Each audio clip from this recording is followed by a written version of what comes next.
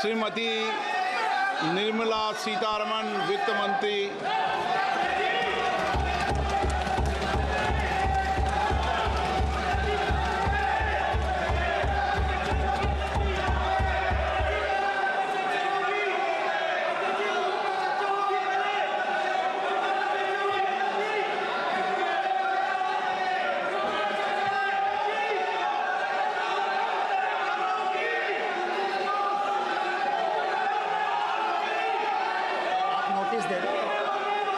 सदस्यगण, budget के बाद राज्यपाल अभिभाषण में आपको पर्याप्त दूंगा। मेरा आपसे निवेदन है, नहीं माननीय अखिलेश जी, आपने संसद की मर्यादा को आप बना के रखे हैं। कभी बजट भाषण के अंदर इस तरीके का नहीं हुआ, ये उचित नहीं है, ये उचित नहीं है। अखिलेश जी प्लीज, मैं आपको मौका दूंगा राज्यपाल अभिभाषण पे, प्लीज। नो, ये तरीका ठीक नहीं है। No,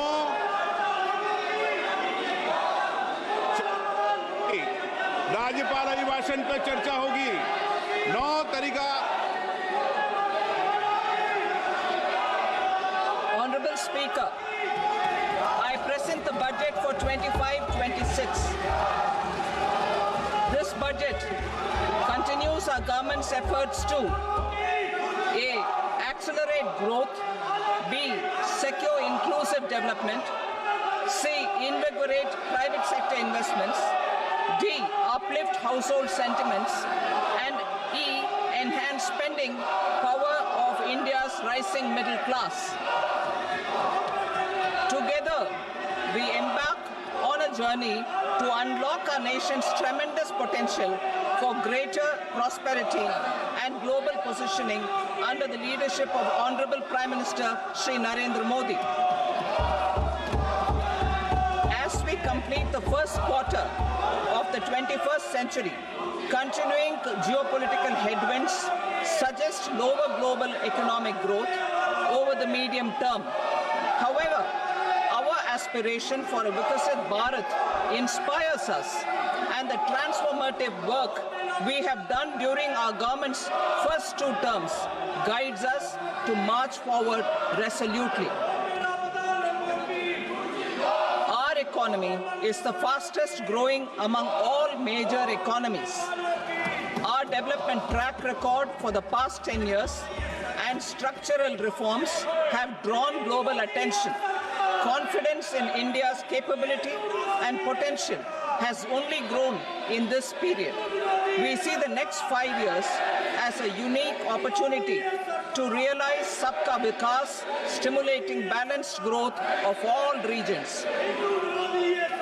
The great Telugu poet and playwright Gurujada Apparao had said, "Deshamante matti kadoy, deshamante manushuloy," meaning a country is not just its soil, a country is its people. In line with this, for us, Vikasit Bharat encompasses zero poverty, 100% quality good school education, access to high quality, affordable and comprehensive health care, 100% skilled labor with meaningful employment, 70% women in economic activities, and farmers making our country the food basket of the world. In this budget, the proposed development measures span 10 broad areas focusing on Garib, youth, Annadata and Nari, spurring agricultural growth and productivity, building rural prosperity and resilience, taking everyone together on an inclusive growth path, boosting manufacturing and furthering Make in India, supporting MSMEs, enabling employment-led development, investing in people, economy and innovation, securing energy supplies, promoting exports and nurturing innovation. For this journey of development, our 4 powerful engines are agriculture, MSME, investments and exports. The fuel, our reforms, our guiding spirit, inclusivity, and the destination, Vikasit Bharat. This budget aims to initiate transformative reforms across 6 domains.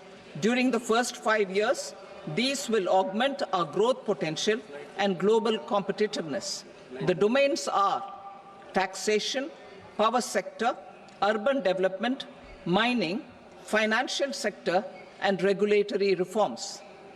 Agriculture as the first engine. Now I move to specific proposals, beginning with agriculture as the first engine.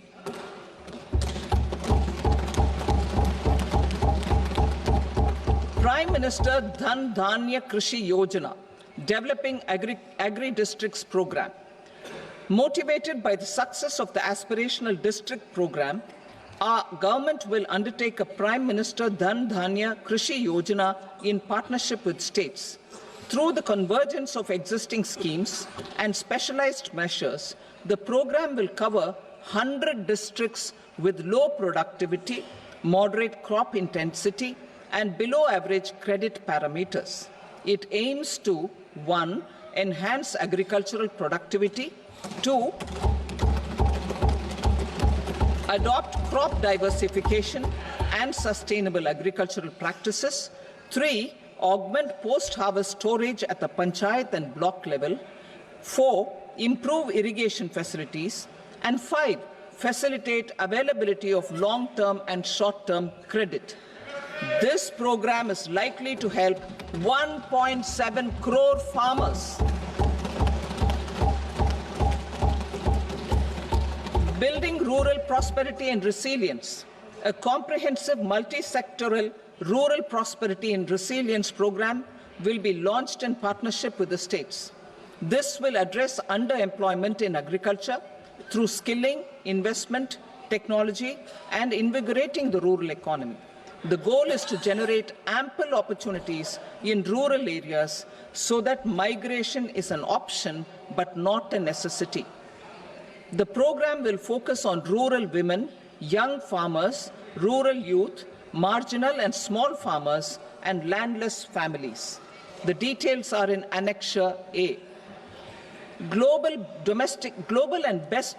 Domestic best practices will be incorporated, and appropriate technical and financial assistance will be sought from multilateral development banks.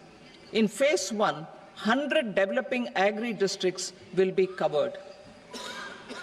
Atmanirbharta in pulses.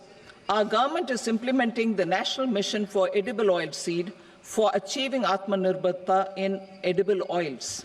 Our farmers have the capability to grow enough for our needs and more. 10 years ago, we made concerted efforts and succeeded in achieving near self-sufficiency in pulses. Farmers responded to the need by increasing the cultivated area by 50%, and government arranged for procurement and remunerative prices. Since then, with rising incomes and better affordability, our consumption of pulses has increased significantly. Our government will now launch a 6-year mission for Atmanirbharta in pulses with a special focus on Tuar, Urad, and Masoor. Details are in Annexure B. Central agencies such as NAFED and NCCF will be ready to procure these 3 pulses as much as offered during the next 4 years from farmers who register with these agencies and enter into agreements. Comprehensive program for vegetables and fruits. It is encouraging that our people are increasingly becoming aware of their nutritional needs. It is a sign of a society becoming healthier. With rising income levels, the consumption of vegetables, fruits, and Shri Anna is increasing significantly. A comprehensive program to promote production, efficient supplies, processing, and remunerative prices for farmers will be launched in partnership with the states. Appropriate institutional mechanisms for implementation and participation of farmer producer organizations and cooperatives will be set up. Makhana board in Bihar. For this, there is a special opportunity for the people of Bihar. A Makhana board will be established in the state to improve production, processing, value addition, and marketing of Makhana. The people engaged in these activities will be organized into FPOs. The board will provide hand-holding and training support to Makhana farmers and will also work to ensure they receive the benefits of all relevant government schemes. A national mission on high-yielding seeds will be launched, aimed at 1. Strengthening research ecosystem, 2. Targeted development and propagation of seeds with high yield, pest resistance, and climate resilience, and 3. Commercial availability of more than 100 seed varieties released since July 2024. India ranks second largest globally in fish production and aquaculture. Seafood exports are valued at 60,000 crore rupees. To unlock the untapped potential of the marine sector, our government will bring in an enabling framework for sustainable harnessing of fisheries from Indian exclusive economic zone and high seas, with a special focus on the Andaman and Nicobar and Lakshadweep Islands. For the benefit of lakhs of cotton growing farmers, I am pleased to announce a mission for cotton productivity. This 5-year mission will facilitate significant improvements in productivity and sustainability of cotton farming and promote extra long staple cotton varieties. The best of science and technology support will be provided to farmers. Aligned with our integrated 5F vision for the textile sector, this will help in increasing incomes of the farmers and ensure a steady supply of quality cotton for rejuvenating India's traditional textile sector. Kisan credit cards facilitate short-term loans for 7.7 crore farmers, fishermen, and dairy farmers. The loan limit under modified interest subvention scheme will be enhanced from 3 lakh rupees to 5 lakh rupees for loans taken through the KCC. For Atmanirbharta in urea production, our government had reopened 3 dormant urea plants in the eastern region. To further augment urea supply, a plant with annual capacity of 12.7 lakh metric tons will be set up at Namrup in Assam.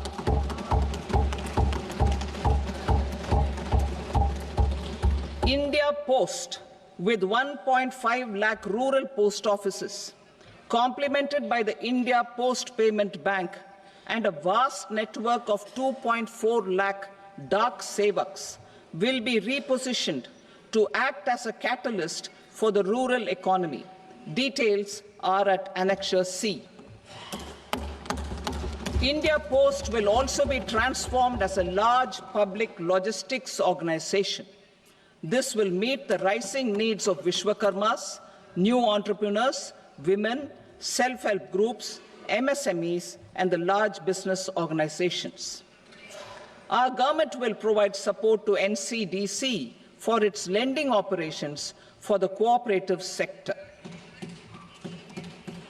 MSMEs as the second engine. Now I move to MSMEs as the second engine, which encompasses manufacturing and services with a focus on MSMEs numbering 5.7 crores. Currently, over 1 crore registered MSMEs, employing 7.5 crore people and generating 36% of our manufacturing, have come together to position India as a global manufacturing hub. With their quality products, These MSMEs are responsible for 45% of our exports. To help them achieve higher efficiencies of scale, technological upgradation, and better access to capital, the investment and turnover limits for classification of all MSMEs will be enhanced to 2.5 and 2 times respectively. This will give them the confidence to grow and generate employment for our youth. The details are given in Annexure D. To improve access to credit, the credit guarantee cover will be enhanced. First, for micro and small enterprises from 5 crore to 10 crore rupees, leading to additional credit of 1.5 lakh crores in the next 5 years. Second, for startups from 10 crore rupees to 20 crore rupees, with the guarantee fee being moderated to 1% for loans in 27 focus sectors which are important for Atmanirbhar Bharat. And for well-run exporter MSMEs, for term loans up to 20 crore rupees. Also for the micro enterprises, we will introduce customized credit cards with a 5 lakh rupee limit for micro enterprises registered on Udyam portal. In the first year, 10 lakh such cards will be issued. Fund of funds for startups. The Alternate Investment Fund, AIFs, for startups have received commitments of more than 91,000 crores rupees. These are supported by the fund of funds set up with the Government of India's contribution of 10,000 crore rupees. Now, a new fund of funds with expanded scope and a fresh contribution of another 10,000 crore rupees will be set up. A new scheme will be launched for 5 lakh women, scheduled castes and scheduled tribes, first-time entrepreneurs. This will provide term loans up to 2 crore rupees during the next 5 years. The scheme will incorporate lessons from the successful Stand Up India scheme. Online capacity building for entrepreneurship and managerial skills will also be organized. Measures for labor-intensive sectors. To promote employment and entrepreneurship opportunities in labor-intensive sectors, our government will undertake specific policy and facilitation measures. To enhance the productivity, quality, and competitiveness of India's footwear and leather sector, a focused product scheme will be implemented. The scheme will support design capacity, component manufacturing, and machinery required for production of non-leather quality footwear, besides the support for leather footwear and products. The scheme is expected to facilitate employment for 22 lakh persons, generate over 4 lakh crore rupees, and exports of over 1.1 lakh crore rupees. Measures for the toys sector. Building on the National Action Plan for Toys, we will implement a scheme to make India a global hub for toys.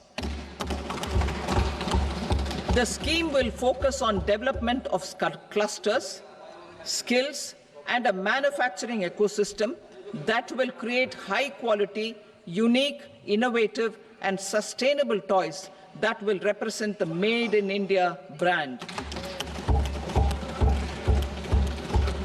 Support for food processing. In line with our commitment towards Purvodaya, we will establish a National Institute of Food Technology, Entrepreneurship and Management in Bihar.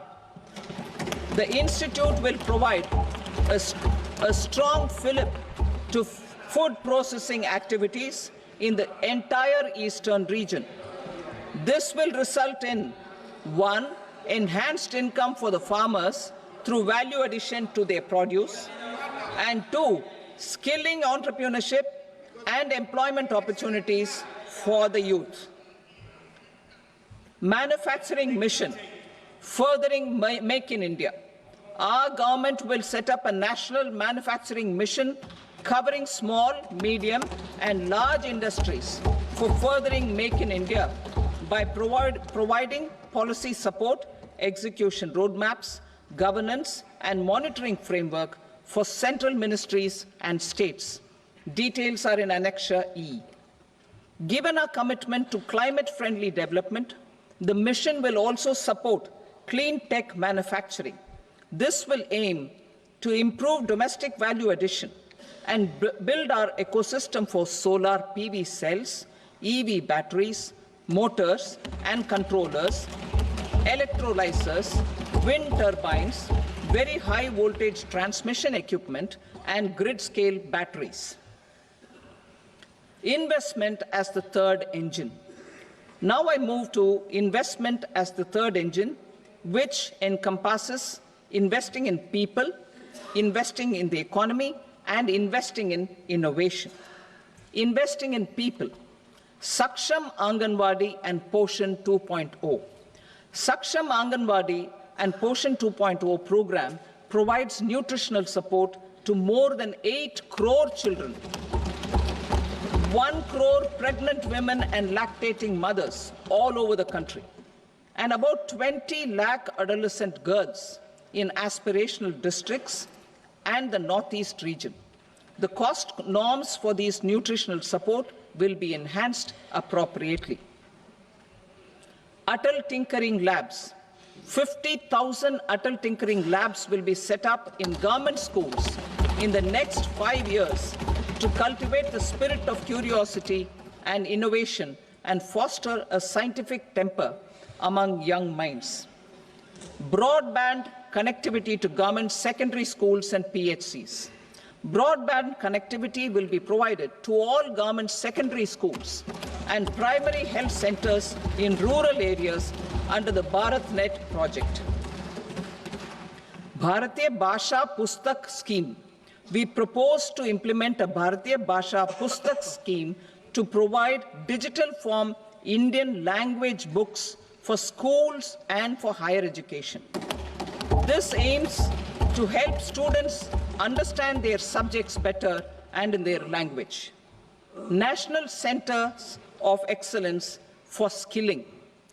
Building on the initiative announced in the July 24 budget, 5 national centers of excellence for skilling will be set up with global expertise and partnerships to equip our youth with the skills required for Make for India, Make for the World manufacturing.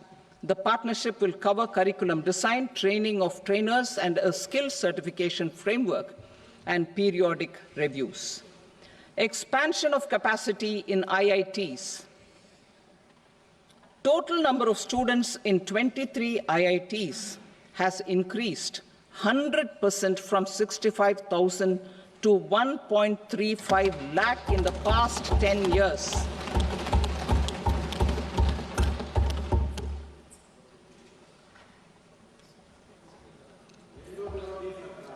Additional infrastructure will be created in the 5 IITs started after 2014 to facilitate education for 6,500 more students. Hostel and other infrastructure capacity at IIT Patna will also be expanded.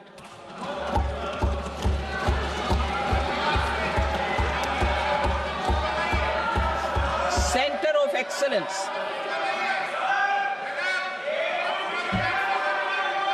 Center of Excellence in AI for Education. I had announced 3 centers of excellence in artificial intelligence for agriculture, health, and sustainable cities in 2023. Now a center of excellence in artificial intelligence for education will be set up with a total outlay of 500 crores. Expansion of medical education. Our government has added almost 1.1 lakh undergraduate and postgraduate medical education seats in 10 years, an increase of 130%. In the next year, 10,000 additional seats will be added in medical colleges and hospitals towards the goal of adding 75,000 seats in the next 5 years. Daycare and cancer centers in all district hospitals. Our government will facilitate setting up of daycare cancer centers in all district hospitals in the next 3 years. 200 centers will be established in 25-26 itself. Strengthening urban livelihoods. Our government has been giving priority to assisting urban poor and vulnerable groups.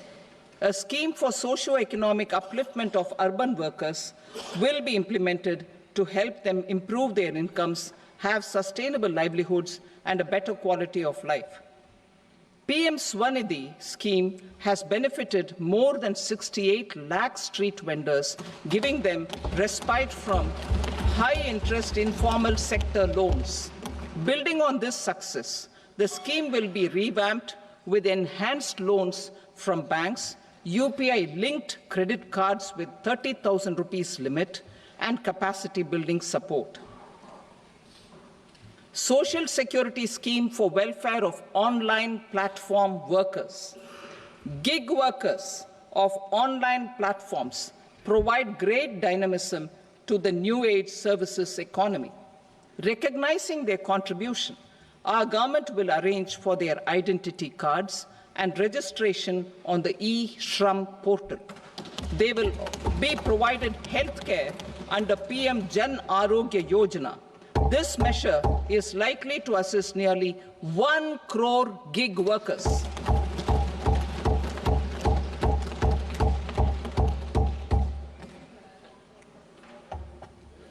Investing in the economy.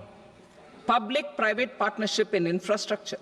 Each infrastructure-related ministry will come up with a 3-year pipeline of projects that can be implemented in PPP mode. States will also be encouraged to do so and can seek support from the India Infrastructure Project Development Fund, which is a scheme to prepare PPP proposals. Support to states for infrastructure. An outlay of 1.5 lakh crore is proposed for the 50-year interest-free loans to states for capital expenditure and incentives for reforms. Building on the success of the first asset monetization plan announced in 2021, the second plan for 2025 to 30 will be launched to plow back capital of 10 lakh crore in new projects. Regulatory and fiscal measures will be fine-tuned to support the plan. Jal Jeevan Mission. Since 2019, 15 crore households, representing 80% of India's rural population, have been provided access to portable tap water connections. To achieve 100% coverage, I am pleased to announce the extension of this mission until 2028 with an enhanced total outlay. The mission's focus will be on the quality of infrastructure and O&M of rural piped water supply schemes through Jan Bhagidari. A separate MOU or separate MOUs will be signed with the states and union territories to ensure sustainability and citizen-centric water services delivery. Urban sector reforms. Building on the July budget proposals, urban sector reforms related to governance, municipal services, urban land and planning will be incentivized. Urban Challenge Fund. The government will set up an Urban Challenge Fund of 1 lakh crore rupees to implement the proposals for cities as growth hubs, creative redevelopment of cities, and for water and sanitation purposes announced in the July budget. This fund will finance up to 25% of the cost of bankable projects, with a stipulation that at least 50% of the cost is funded from bonds, bank loans, and PPPs. An allocation of 10,000 crore is proposed in 2025-26. Power sector reforms. We will incentivize electricity distribution reforms and augmentation of intrastate transmission capacity by states. This will improve financial health and capacity of electricity companies. Additional borrowing of 0.5% of GSDP will be allowed to states contingent on these reforms. Nuclear energy mission for Vikasit Bharat. Development of at least 100 gigawatt of nuclear energy by 2047 is essential for our energy transition efforts. For an active partnership with the private sector towards this goal, amendments to the Atomic Energy Act and the Civil Liability for Nuclear Damage Act will be taken up. A nuclear energy mission for research and development of small modular reactors with an outlay of 20,000 crore will be set up. At least 5 indigenously developed small modular reactors will be operationalized by 2033. Shipbuilding. The shipbuilding financial assistance policy will be revamped to address cost disadvantages. This will also include credit notes for shipbreaking in Indian yards to promote the circular economy. Large ships above a specified size will be included in the infrastructure harmonized master list. Shipbuilding clusters will be facilitated to increase the range, categories, and capacity of ships. This will include additional infrastructure, facilities, skilling, and technology to develop the entire ecosystem. Maritime Development Fund. For long-term financing for the maritime industry, a Maritime Development Fund with a corpus of 25,000 crore rupees will be set up. This will be for distributed support and promoting competition. This will have up to 49% contribution by the government, and the balance will be mobilized from ports and from private sector. UDAN regional connectivity schemes. UDAN has enabled 1.5 crore middle-class people to meet their aspirations for speedier travel. The scheme has connected 88 airports, and operationalized 619 routes. Inspired by that success, a modified UDAN scheme will be launched to enhance regional connectivity to 120 new destinations and carry 4 crore passengers in the next 10 years. 4 crore additional passengers in the next 10 years. The scheme will also support helipads and smaller airports in hilly, aspirational, and northeast regional districts. Greenfield airports will be facilitated in Bihar to meet the future needs of the state. These will be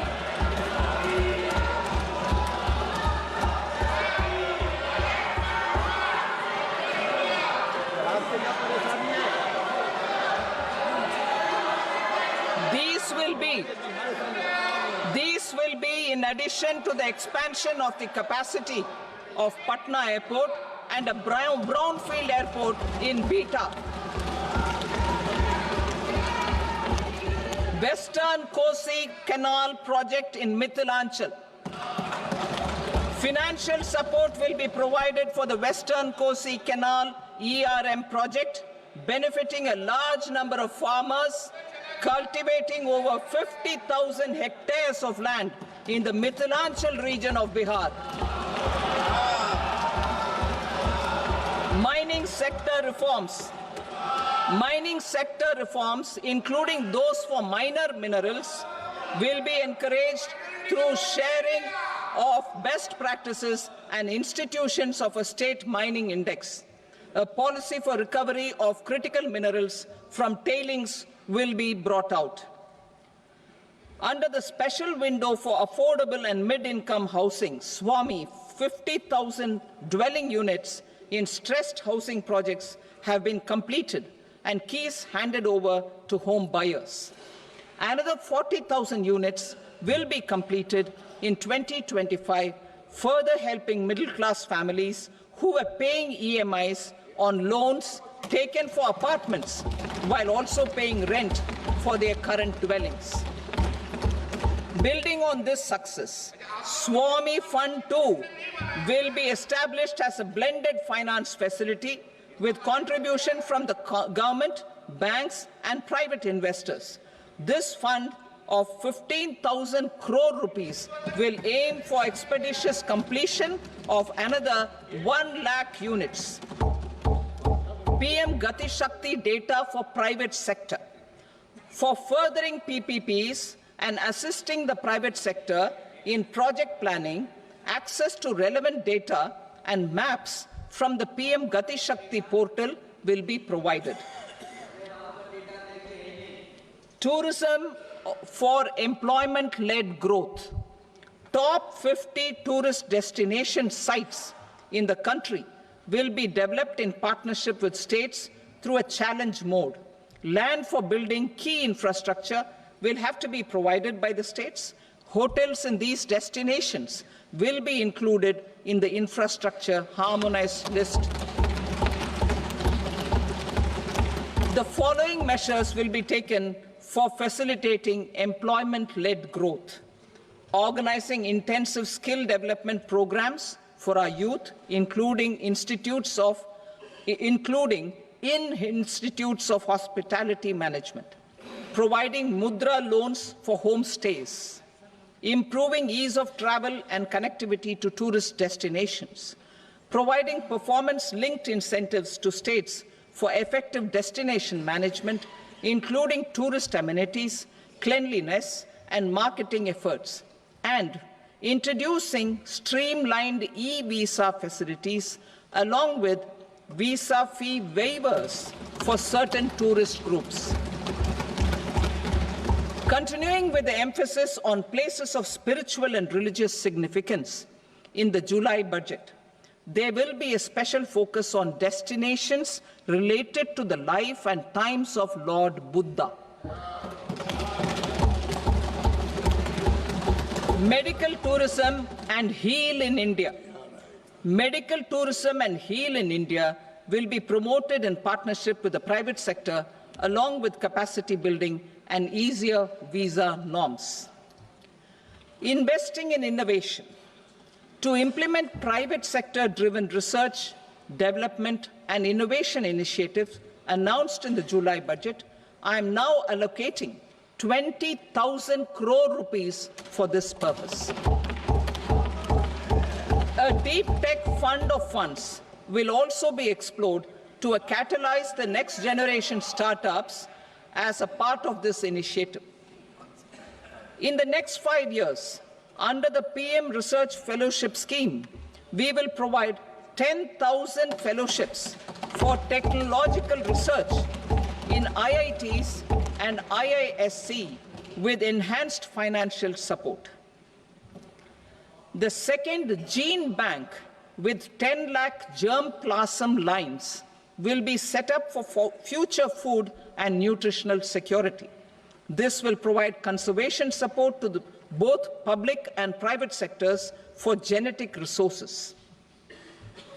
We will start a national geospatial mission to develop foundational geospatial infrastructure and data. Using PM Gati Shakti, this mission will facilitate modernization of land records, urban planning, and design of infrastructure projects. A Gyan Bharatam mission for survey, documentation, and conservation of our manuscript heritage with academic institutions, museums, libraries, and private collectors will be undertaken to cover more than 1 crore manuscripts. We will set up a national digital repository of Indian knowledge systems for knowledge sharing. Now I move to exports as the fourth engine. We will set up an export promotion mission with sectoral and ministerial targets driven jointly by the Ministries of Commerce, MSME, and Finance. It will facilitate easy access to export credit, cross-border factoring support, support to MSMEs to tackle non-tariff measures in overseas markets. A digital public infrastructure, Bharat Trade Net, for international trade will be set up as a unified platform for trade documentation and financing solutions. This will complement the Unified Logistics Interface platform. The BTN will be aligned with international practices. Support will be provided to develop domestic manufacturing capacities for our economy's integration with global supply chains. Sectors will be identified based on objective criteria. Facilitation groups with participation of senior officers and industry representatives will be formed for select products and supply chains.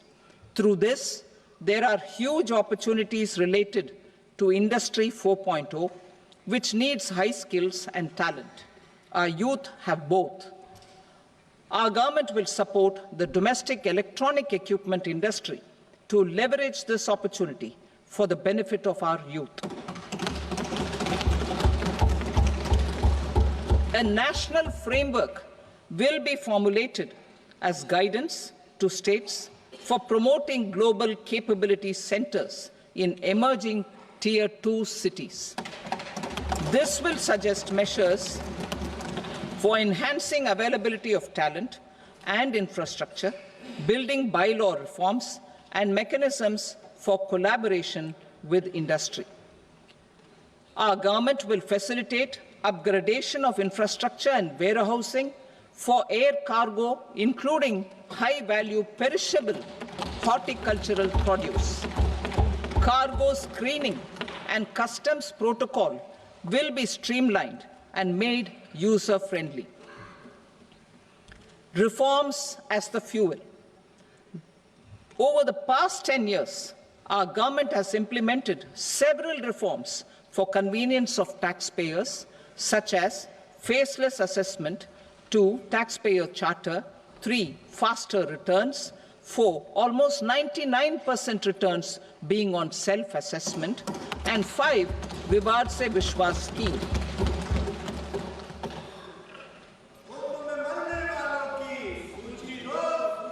Continuing these efforts, I reaffirm the commitment of the Tax Department to trust first, scrutinize later.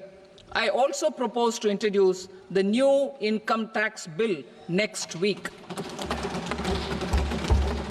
I will detail the indirect tax reforms and changes in direct taxes in Part B. Financial sector reforms. The FDI limit for the insurance sector will be raised from 74 to 100%. This enhanced limit will be available for those companies which invest the entire premium in India. The current guardrails and conditionalities associated with foreign investment will be reviewed and simplified. The services of India Post Payment Bank will be deepened and expanded in rural areas. NABFID will set up a partial credit enhancement facility for corporate bonds for infrastructure. Public sector banks will develop Grameen Credit Score framework to serve the credit needs of SHG members and people in rural areas. A forum for regulatory coordination and development of pension products will be set up. To implement the earlier announcement on simplifying the KYC processes, the revamped central KYC registry will be rolled out in 2025. We will also implement a streamlined system for periodic updating. Requirements and procedures for speedy approval of company mergers will be rationalized. The scope for fast-track mergers will also be widened and the process made simpler.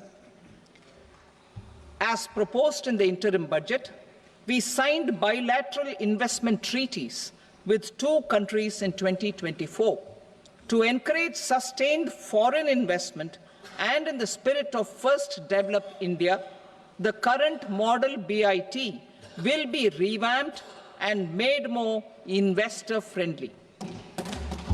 In the last 10 years, in several aspects, including financial and non-financial, our government has demonstrated a steadfast commitment to ease of doing business. We are determined to ensure that our regulations must keep up with technological innovations and global policy developments. A light-touch regulatory framework based on principles and trust will unleash productivity and employment. Through this framework, we will update regulations that were made under old laws. To develop this modern, flexible, people-friendly, and trust-based regulatory framework appropriate for the 21st century, I propose 4 specific measures. A high-level committee for regulatory reforms will be set up for a review of all non-financial sector regulations, certifications, licenses, and permissions. The committee will be expected to make recommendations within a year. The objective is to strengthen trust-based economic governance and take transformational measures to enhance ease of doing business, especially in matters of inspection and compliances. States will be encouraged to join in this endeavor. An investment friendliness index of states will be launched in 2025 to further the spirit of competitive, cooperative federalism. Under the Financial Stability and Development Council, a mechanism will be set up to evaluate impact of the current financial regulations and subsidiary instructions.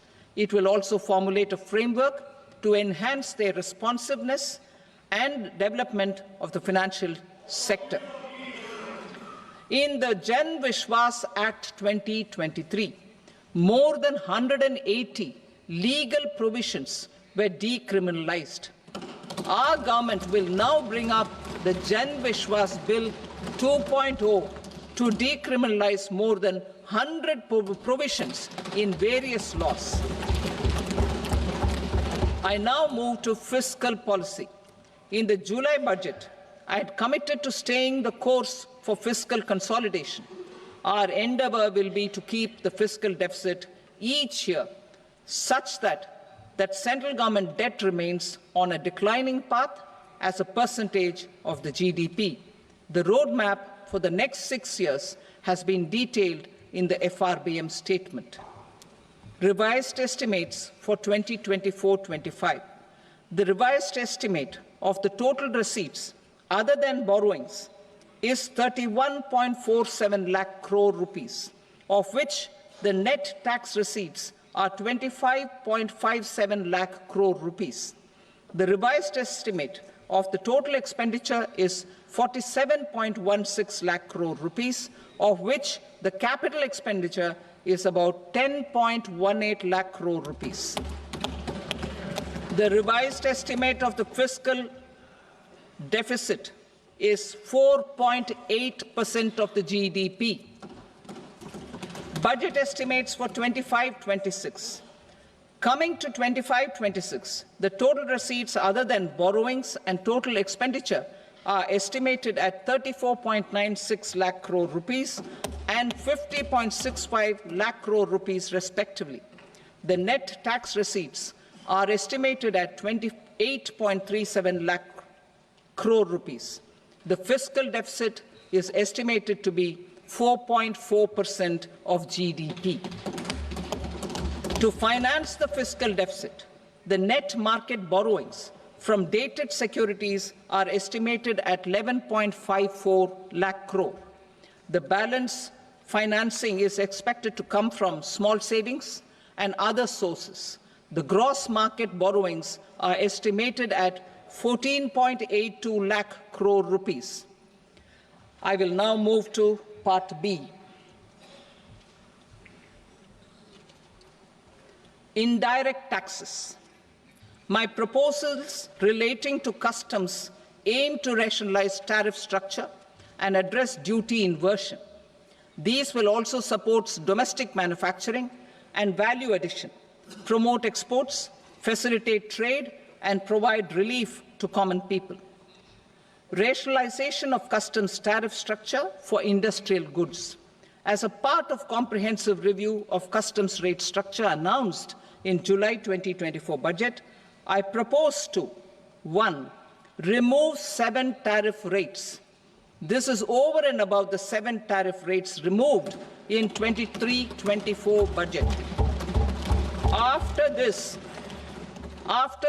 there will be only 8 remaining tariff rates, including 0 rate. 2. Apply appropriate cess to broadly maintain effective duty incidence, except on a few items where such incidence will reduce marginally. 3.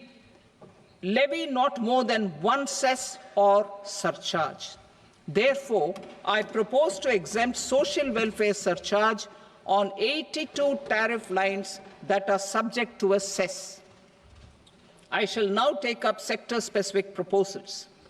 To provide relief to patients, particularly those suffering from cancer, rare diseases, and other severe chronic diseases, I propose to add 36 life-saving drugs and medicines to the list of medicines fully exempted from basic custom duty.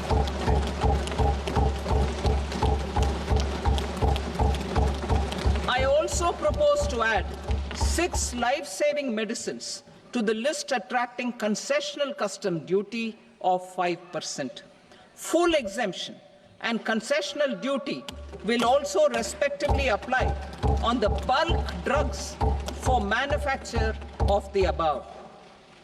Specified drugs and medicines under patient assistance programs run by the pharmaceutical companies are fully exempt from BCD, provided the medicines are supplied free of cost to the patients.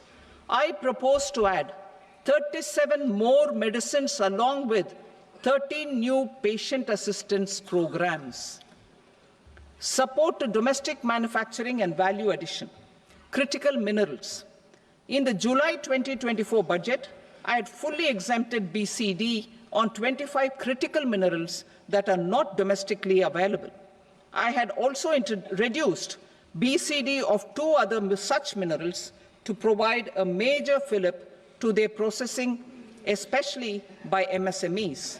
Now, I propose to fully exempt cobalt powder and waste, the scrap of lithium-ion battery, lead, zinc, and 12 more critical minerals.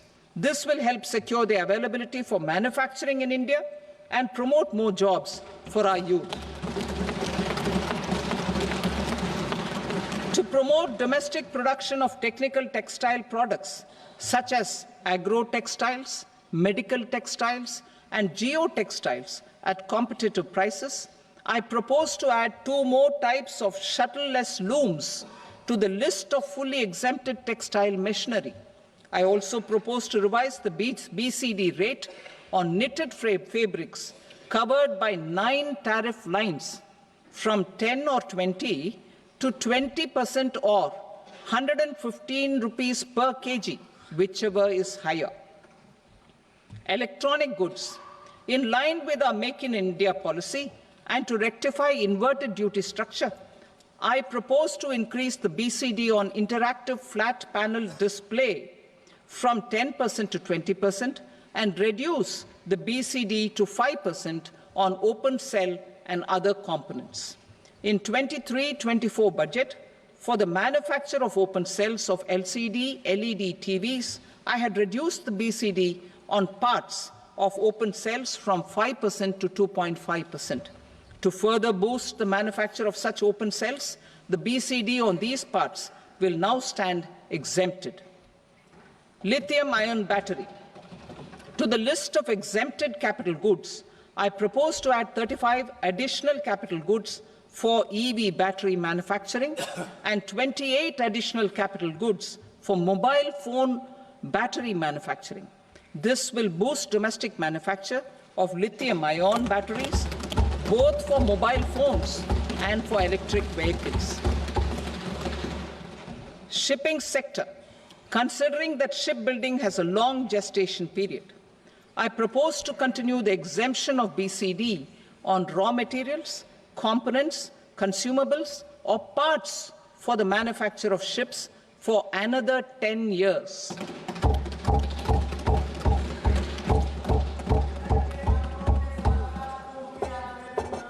I also propose the same dispensation for shipbreaking to make it more competitive.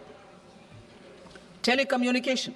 To prevent classification disputes, I propose to reduce the BCD from 20% to 10% on carrier-grade Ethernet switches to make it at par with non-carrier-grade Ethernet switches. Export promotion. To facilitate exports of handicrafts, I propose to extend the time period for export from 6 months to 1 year, further extendable by another 3 months if required. I also propose to add 9 items to the list of duty-free inputs. Leather sector. I propose to fully exempt BCD on wet blue leather to facilitate imports for domestic value addition and employment. I also propose to exempt crust leather from 20% export duty to facilitate exports by small tanners. Marine products. To enhance India's competitiveness in the global seafood market, I propose to reduce BCD from 30% to 5% on frozen fish paste, surimi, for manufacture and export of its analog products. I also propose to reduce BCD from 15% to 5% on fish hydrolysates for manufacture of fish and shrimp feed. In July 2024 budget, to promote development of domestic MROs for aircraft and ships, I had extended the time limit for export of foreign origin goods that were imported for repairs from 6 months to 1 year and further extendable by 1 year. I now propose to extend the same dispensation for railway goods. Time limit for provisional assessment. Presently, the Customs Act 1962 does not provide any time limit to finalize provisional assessments, leading to uncertainty and cost to trade. As a measure of promoting ease of doing business, I propose to fix a time limit of 2 years, extendable by a year, for finalizing the provisional assessment. I propose to introduce a new provision that will enable importers or exporters, after clearance of goods, to voluntarily declare material facts and pay duty with interest but without penalty. This will incentivize voluntary compliance. However, this will not apply in cases where department has already initiated audit or investigation proceedings. For industry to better plan their imports, I propose to extend the time limit for the end use of imported inputs in the relevant rules from 6 months to 1 year. This will provide operational flexibility in view of cost and uncertainty of supply. Further, such importers will now have to file only quarterly statements instead of a monthly statement.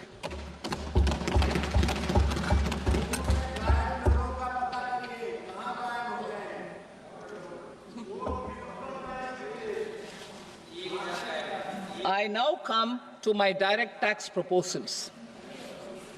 In Part A, I have briefly underlined taxation reforms as one of key reforms to realize our vision of Vikasit Bharat.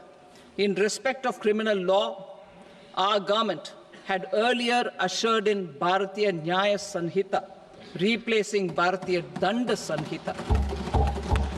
I am happy to inform this august House and the country that for new income tax bill will carry forward the same spirit of Nyaya in its drafting as well.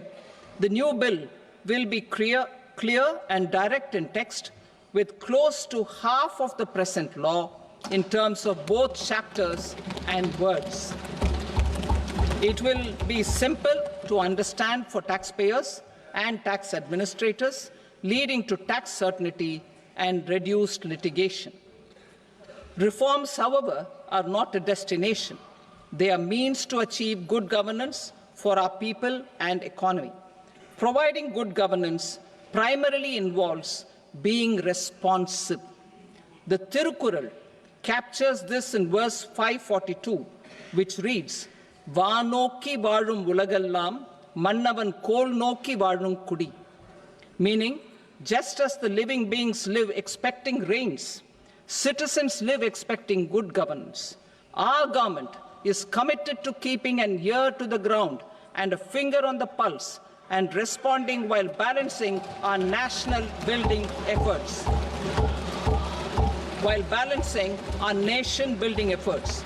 The following measures will detail just how our government will, under the guidance of PM Modi, has taken steps to understand and address. I repeat that sentence, sir. The following measures will detail just how our government, under the guidance of PM Modi, has taken steps to understand and address the needs voiced by our citizens. My tax proposals are guided by this spirit. The objectives of my proposals are as follows: personal income tax reforms with special focus on middle class, rationalization of TDS and TCS for easing difficulties, encouraging voluntary compliance, reducing compliance burden, ease of doing business, employment and investment. I will come to my proposal on personal income tax towards the end. TDS and TCS, rationalization for easing difficulties. I propose to rationalize tax deduction at source, TDS, by reducing the number of rates and thresholds above which TDS is deducted. Further, threshold amounts for tax deduction will be increased for better clarity and uniformity. The limit for tax deduction on interest for senior citizens is being doubled from the present 50,000 rupees to 1 lakh rupees. Similarly, the annual limit of 2.40 lakh rupees for TDS on rent is being increased to 6 lakh rupees. This will reduce the number of transactions liable to TDS, thus benefiting small taxpayers receiving small payments. The threshold to collect tax at source, the TCS, on remittances under RBI's liberalized remittance scheme, the LRS, is proposed to be increased from 7 lakh to 10 lakhs. I also propose to remove TCS on remittances for education purposes, where such remittances is out of a loan taken from a specified financial institution. Both TDS and TCS are being applied on any transaction related to sale of goods. To prevent such compliance difficulties, I propose to omit the TCS. I also propose that the provisions of the higher TDS deduction will now apply only in non-PAN cases. In July 2024, the delay for payment of TDS up to the due date of filing statement was decriminalized. I propose to provide the same relaxation to TCS provisions as well. The government under the leadership of Prime Minister Modi believes in Sabka Saath, Sabka Vikas, Sabka Vishwas and Sabka Prayas.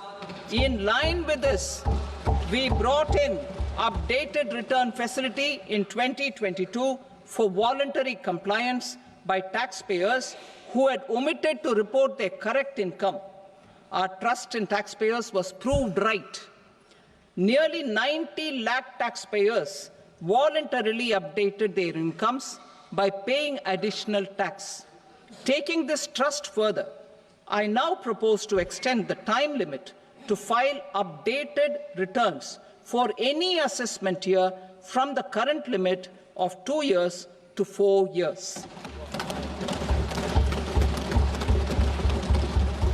I propose to reduce the compliance burden for small charitable trusts and institutions by increasing their period of registration from 5 years to 10 years. It is also proposed that disproportionate consequences do not arise for minor defaults such as incomplete applications filed by charitable entities. Presently, taxpayers can claim the annual value of self-occupied properties as nil only on the fulfillment of certain conditions. Considering the difficulties faced by taxpayers, it is proposed to allow the benefit of 2 such self-occupied properties without any condition. To streamline the process of transfer pricing and to provide an alternative to yearly examination, I propose to introduce a scheme for determining arm's length price of international transaction for a block period of 3 years. This will be in line with global best practices. With a view to reduce litigation and provide certainty in international taxation, the scope of safe harbor rules is being expanded. A number of senior and very senior citizens have very old national savings schemes accounts. As interest is no longer payable on such accounts, I propose to exempt withdrawals made from NSS by individuals on or after 29th August 2024. I am also proposing to allow similar treatment to NPS Vatsalya accounts as is available to normal NPS accounts subject to overall limits. In my speech in July 2024, I had promised that all processes, including giving effect to appellate orders, shall be digitalized and made paperless over the next 2 years. So I'm happy to announce that digitalization is being made operational now. In July 2024, we brought in the Vivad Se Vishwas scheme to resolve income tax disputes pending in appeal. The scheme has received a great response, with nearly 33,000 taxpayers having availed of the scheme to settle their disputes. I have a few proposals to promote investment and employment. It is proposed to provide a presumptive taxation regime for non-residents who provide services to a resident company that is establishing or operating an electronics manufacturing facility. I further propose to introduce a safe harbor for tax certainty for non-residents who store components for supply to specified electronics manufacturing units. Presently, the tonnage tax scheme is available only to sea-going ships. The benefits of existing tonnage tax scheme are proposed to be extended to inland vessels registered under the Indian Vessels Act 2021 to promote inland water transport in the country. Extension for incorporation of startups. We continue to support the Indian startup ecosystem. I propose to extend the period of incorporation by 5 years to allow the benefit available to startups which are incorporated before 1/4/2030. In order to attract and promote additional activities in the IFSC, I am inter alia proposing specific benefits to ship leasing units, insurance offices, and treasury centers of global companies which are set up in IFSC. Further, to claim benefits, the cut-off date for commencement in IFSC has also been extended by 5 years to 31/3/2030. Category 1 and Category 2 AIFs are undertaking investments in infrastructure and other such sectors. I propose to provide certainty of taxation to these entities on the gains from securities, to promote funding from sovereign wealth funds and pension funds to the infrastructure sector. I propose to extend the date of making an investment by 5 more years up to 31st March 2030.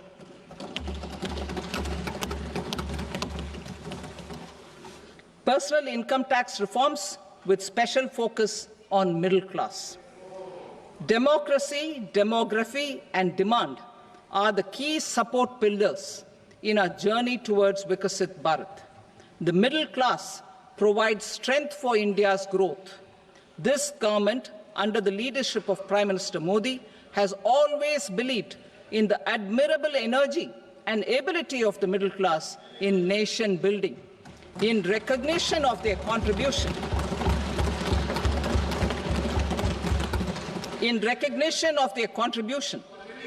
we have periodically reduced their tax burden. Right after 2014, the nil tax slab was raised to 2.5 lakhs of rupees, which was further raised to 5 lakh rupees in 2019 and to 7 lakh rupees in 2023. This is reflective of our government's trust on the middle-class taxpayers. I am now happy to announce that there will be no income tax payable up to income of 12 lakh rupees.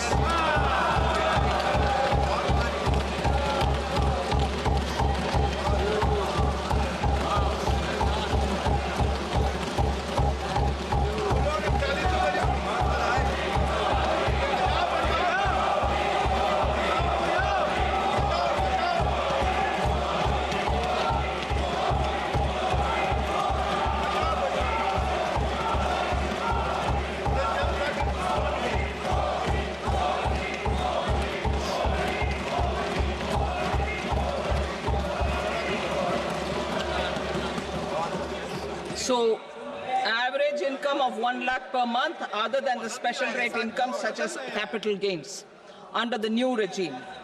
This limit will be 12.75 lakh for salaried taxpayers due to the standard deduction of 75,000. Slabs and rates are being changed across the board to benefit all taxpayers. The new structure will substantially reduce the taxes of the middle class and leave more money in their hands, boosting household consumption, savings, and investment.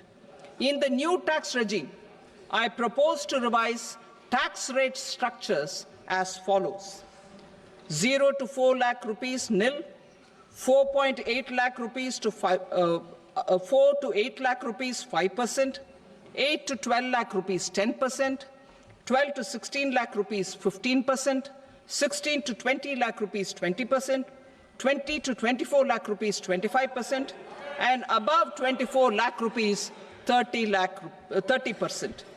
To taxpayers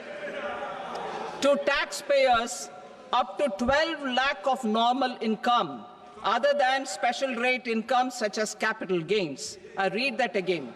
To taxpayers up to 12 lakh of income, other than special rate income such as capital gains, tax rebate is being provided in addition to the benefit due to slab rate reduction in such a manner that there is no tax payable by them. The total tax benefit of slab rate changes and rebate at different income levels can be illustrated with a few examples. A taxpayer in the new regime with an income of 12 lakh rupees will get a benefit of 80,000 rupees in tax, which is 100% of tax payable as per the existing rates. A person having income A person having income of 18 lakh rupees will get a benefit of 70,000 rupees in tax. That is 30% of tax payable as per existing rates. A person with an income of 25 lakh gets a benefit of 1,10,000 rupees, that is 25% of his tax payable as per existing rates. Details of my tax proposals are given in the annexure. As a result of these proposals, Honorable Speaker, sir, revenue of about 1 lakh crore in direct taxes and 2,600 crores in indirect taxes will be foregone. Mr. Speaker, sir, with this, I commend the budget to this august House.